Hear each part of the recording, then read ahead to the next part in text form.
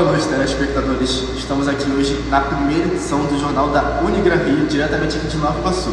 Estamos ao vivo trazendo a vocês um tema incrível, que é uma investigação que a gente vai fazer, uma investigação profunda sobre um dos temas mais controversos e impactantes do mundo esportivo, o doping. No cenário competitivo, onde atletas buscam constantemente superar seus limites, surgem diversas questões éticas sobre o uso de substâncias que você pode abusar ou não. As substâncias são proibidas. Para melhorar o desempenho, nessa edição, vamos adentrar o universo sombrio das drogas no esporte, explorando seus efeitos, os métodos de detecção, as consequências para os indivíduos e para a integridade física e mental do esportista em questão. Se prepare, venha com a gente nessa jornada, onde vamos revelar algumas coisas sobre esse tema obscuro que é o doping no mundo esportivo. Boa noite. Para darmos continuidade ao assunto, irei chamar nossa jornalista Tamires Mendonça. Bom dia, meu nome é Tamires Mendonça e hoje nós vamos falar sobre o doping no esporte. O doping é o uso de substâncias, drogas ou métodos ilícitos usados para aumentar o desempenho esportivo. Esses métodos artificiais podem aumentar a resistência do corpo, dando vantagens físicas e psicológicas em relação a outros adversários de forma totalmente desonestas, colocando assim em risco a vida do próprio atleta. Os testes antidoping para detectar esse tipo de substâncias usadas pelos atletas só começaram a ser empregados pelo COI, Comitê Olímpico Internacional, em 1968, durante os Jogos de Verão e Inverno. Em 1999, a Agência Mundial Antidopagem, World Anti-Doping Agency, WADA, foi criada com o objetivo de coordenar a luta contra o doping. As principais atividades da WADA incluem pesquisa científica, educação, desenvolvimento e suporte para as atividades antidoping, bem como a regulação do Código Mundial Antidoping, o CODE. O CODE é um documento que harmoniza as políticas antidoping, regras e regulamentos dentro das organizações desportivas, entre as autoridades públicas ao redor do mundo. De acordo com o CODE, é considerado doping o uso de substância ou método que possa ser potencialmente prejudicial à saúde e que possa aumentar o desempenho do atleta. A WADA atualiza todos os anos as substâncias e os métodos que são reconhecidos como doping. As substâncias proibidas dentro e fora das competições são agentes anabolizantes, esteroides endógenos, esteroides exógenos, moduladores seletivos de receptores androgênicos, clenbuterol, tibolona, eritropoetina, hormônio de crescimento, gonadotrofina, corticotrofina, beta-2 agonistas, inibidores da aromatase, inibidores da miostatina, moduladores seletivos de receptores de estrogênio, moduladores metabólicos da resposta ao exercício e diuréticos e agentes mascarantes. No Brasil, o Conselho Nacional de Desporto instituiu o controle de dopagem por meio da Deliberação 5172. Atualmente, o Brasil é regido pela Resolução número 2, de 5 de maio de 2004, do Ministério do Esporte. Em 2011, o Brasil criou um órgão específico para o controle antidoping, chamado de Autoridade Brasileira de Controle de Dopagem, ABCD, na estrutura regimental do Ministério do Esporte. Quando o assunto é doping no esporte, não pode ficar de fora também o hormônio do crescimento, porque junto com o hormônio do crescimento também tem um aumento de quantidade de oxigênio que chega ao músculo em exercício. É um dos maiores e mais eficazes de melhoria no desempenho físico, principalmente nos esportes anaeróbios. Em estudo foi comprovado que o hormônio do crescimento implica em benefício no desempenho de atletas, especialmente quando combinado a esteroide anabolizante, demonstrando melhoria significativa na força, na potência máxima e no volume de oxigênio. Outro estudo clínico também demonstrou melhoria de curta duração na capacidade de corrida de alta velocidade em homens e mulheres que usaram esse hormônio do crescimento. E com isso, com essa gasa de usos de drogas para o atletismo, no esporte, foi desenvolvido 2 tipos de detecção, de imunoensaios de detecção para essa droga em específico, o hormônio do crescimento. Uma delas é a detecção de diferentes isoformas do hormônio do crescimento. O teste de detecção possui boa performance, mas apresenta um período de detecção curto, de 12 horas a 24 horas após a última injeção de hormônio do crescimento. Além disso, também vale ressaltar que esse teste pode ser superado pelo uso do hormônio do crescimento cadavérico e também o uso de secretagogo do hormônio do crescimento. E tem um outro teste de imunoensaio para essa detecção, que é a medição de marcadores sensíveis do hormônio de crescimento. A medição de marcadores baseia-se em alterações bioquímicas, nos aumentos de níveis séricos do IGF e do propeptídeo aminoterminal do procolágeno do tipo 3. Esta medição pode ser feita por 7 dias após uma dose do hormônio do crescimento, tendo um período de detecção mais longo, porque o primeiro detector, ele tem um período bem mais curto, assim, que você consiga fazer esse teste. E essa medição por marcadores, ele consegue ter um período mais longo, de 1 semana. E quando o assunto é drogas, a gente tem que sempre se lembrar também que no abuso delas há o efeito adverso da mesma. E do hormônio de crescimento não é diferente. Com o abuso do hormônio de crescimento em longo prazo, pode ter os efeitos adversos como acromegalia, hipertensão, aumento do risco de diabetes mellitus, cardiopatias, insuficiência renal aguda. E também, entre esses, há os efeitos adversos mais frequentes, que são taquicardia, dor de cabeça, retenção de líquido, deformação facial, irregularidade menstrual e impotência. E com a retirada da droga do organismo, pode haver o sumiço de alguns desses efeitos adversos mais frequentes. E vale ressaltar também que entre esses, contendo o abuso do hormônio de crescimento, também é vinculado ao aumento de certos tipos de cânceres, como o coloretal de tireoide, o câncer de mama e próstata. Ótima colocação, Laisa, obrigada. E agora, para darmos continuidade, vamos chamar a nossa próxima repórter, Florinha de Tal. Olá, me chamo Liliane, sou estudante de farmácia do 8º período. Eu vim falar um pouco sobre os diuréticos.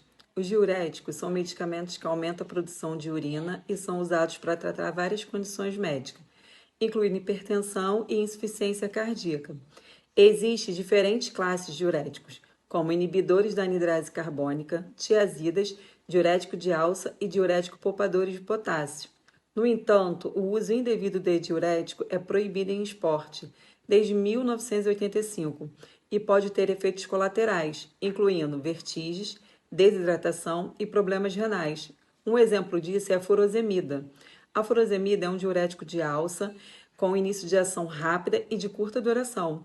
Ela bloqueia o sistema contransportador de sódio, potássio e cloreto que é localizado na membrana celular luminal do ramo ascendente da alça de Henle. Bom dia, meu nome é Thaís. Eu vou estar falando sobre os modeladores seletivos de receptores androgênicos.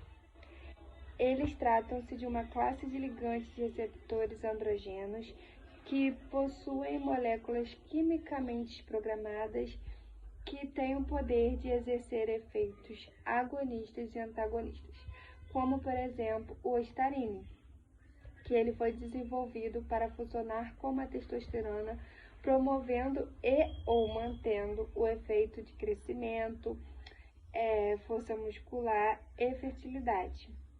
Vou estar dando um exemplo da atleta Tandara, jogadora de vôlei, que foi pega no doping ano passado utilizando o estarine e teve uma suspensão de 4 anos.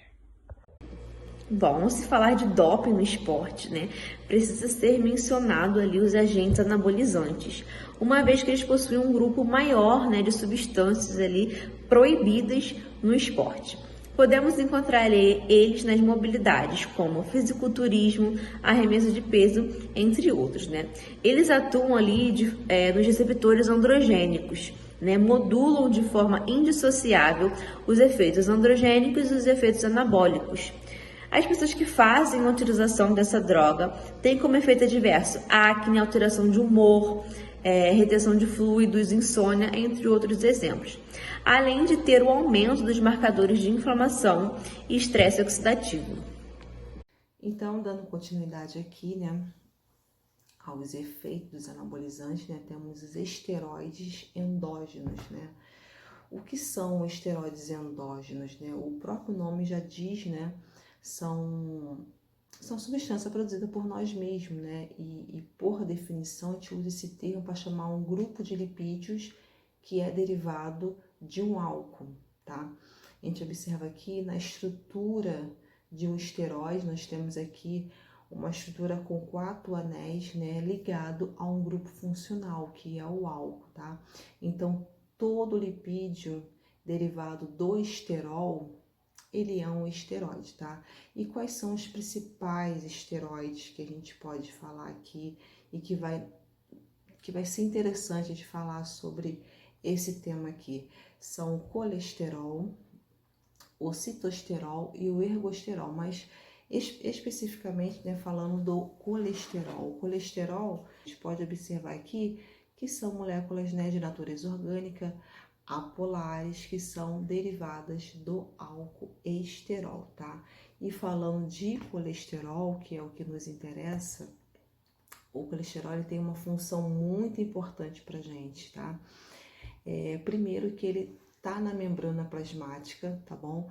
E ele é um precursor da vitamina D, ele participa da síntese da bile e também ele é fundamental na produção de um grupo de hormônios, tá? E que grupo de hormônios são esses? Importante pra gente. A testosterona, a progesterona e o estrogênio, tá? Especificamente aqui a testosterona, ela é o que mais vai nos interessar aqui, tá? É um hormônio andrógeno, tá? Produzido pelos testículos e seu papel é desenvolver os caracteres secundários masculinos, tá? E entre outras funções. E as principais reações que vai acontecer são as reações metabólicas, né? De fase 1, a oxidação ou redução, para tornar essa molécula aqui mais polar, tá?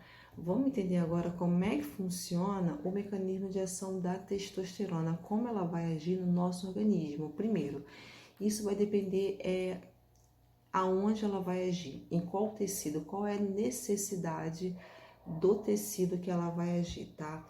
Temos 2 tipos de efeito, tem uns efeitos androgênico e um efeito anabólico. O que é um efeito androgênico? Um efeito androgênico ele vai estar ligado, né, vai estar relacionado à espermatogênese, né, ao sistema reprodutor. E o efeito anabólico vai estar relacionado com o processo de síntese, né, de proteína, atuando no tecido muscular, ósseo ou outros órgãos, tá?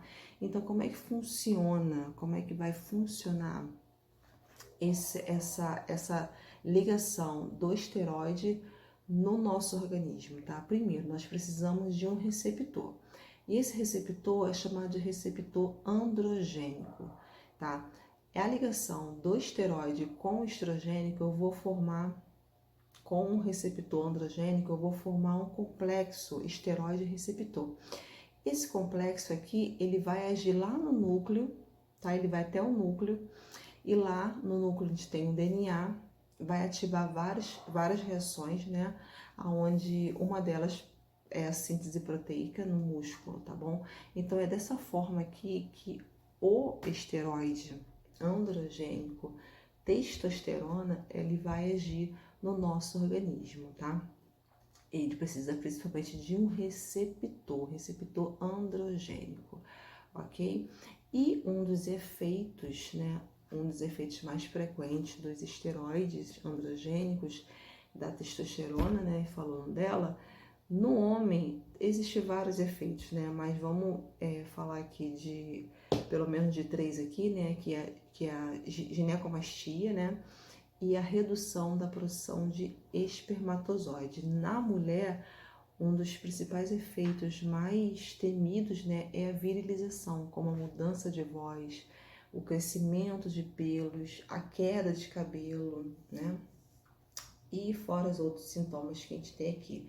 E no sistema endócrino nós temos uma alteração no metabolismo de carboidrato, né?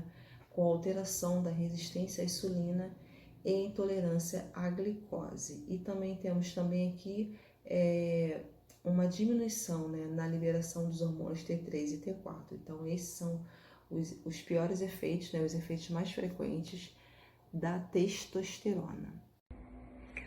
Olá, eu me chamo Luísa e hoje eu estarei explicando um pouquinho sobre o doping genético, né? O que é e os perigos que podem causar à saúde do ser humano. Bom, o doping genético, diferente do doping químico, ele é feito através da modificação de alguns genes para melhorar o desempenho do atleta, né? Porque no doping químico, o atleta ingere drogas, né? E melhora o seu desempenho. O doping genético tem o mesmo objetivo do doping químico, porém com técnicas e métodos completamente diferentes. E esses métodos, essas técnicas que são usadas no doping genético, né, o doping genético em si, foi proibido em 2003 pelo COI, que é o Centro Olímpico Internacional, e em 2004 foi proibido pela WADA, que é a Agência Mundial Antidoping. Bom, uma modificação de um primeiro gene já favorece a atividade do atleta, e um exemplo desse gene é o gene ACE, que é uma enzima conversora de angiotensina. É bem conhecida, inclusive. Hoje em dia existem métodos diretos e indiretos que vêm sendo estudados, vêm sendo aprofundados para a detecção do doping genético, que diferente do doping químico é um pouco mais difícil aí de ser detectado, né? Bom, e esses métodos diretos e indiretos vêm sendo desenvolvidos ainda.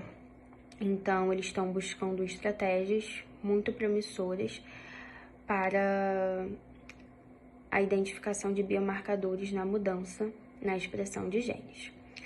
Bom, hoje em dia existe uma lista diversa de genes que podem ser usados aí para fazer o doping genético, né? Que são modificados para o doping genético.